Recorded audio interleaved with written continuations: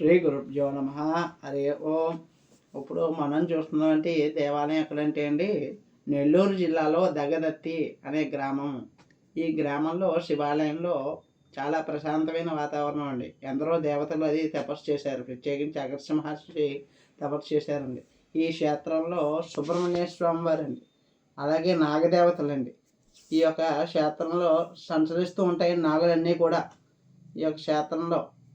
అలాగే రాహుకేతు దోషాలండి, అలాగే వివాహం కాని వాళ్ళకి వివాహం కలుగుతుందండి, అలాగే సంతానం లేని వాళ్ళకి సంతానం కలుగుతుందండి. నాగదోషం, సర్పదోషం, కుజదోషం, కాల సర్పదోషాలు అనేవి తొలగిపోతాయండి సుబ్రహ్మణ్యేశ్వరం వారి ఆరాధన చేయడం వల్ల. అలాగే నాగదేవతల దోషం పోతుందండి, అలాగే నాగదేవత అనుగ్రహం కలుగుతుందండి.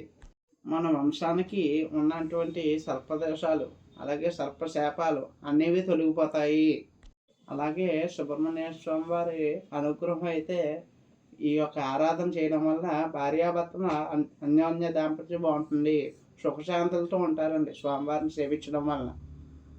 అలాగే ఉద్యోగం లేని వాళ్ళకి ఉద్యోగం వస్తుందండి స్వామివారి ఆరాధన చేయడం వల్ల. అలాగే వ్యాపారం ఉన్నత స్థాయిలో ఉండాలంటే స్వామివారిని సేవించాలండి, పూజ చేసుకోవాలండి. అష్టనాగ దోషాలు అనేవి కూడా తొలగిపోతాయండి స్వామివారిని ఆరాధన చేయడం వల్ల.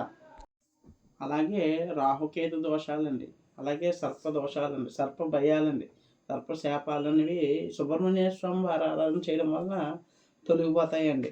అలాగే ఈ వీడియో మీకు నచ్చినట్లయితే లైక్ చేయండి, కామెంట్ చేయండి. ఎవరికైనా ఉపయోగపడుతుందంటే షేర్ చేయండి. మన ఛానల్ ఎవరైనా సబ్స్క్రైబ్ చేస్తే సబ్స్క్రైబ్ చేయండి. ఓం సుబ్రహ్మణ్యేశ్వరాయ నమః. హరి ఓం తస్సతు. స్వస్తి.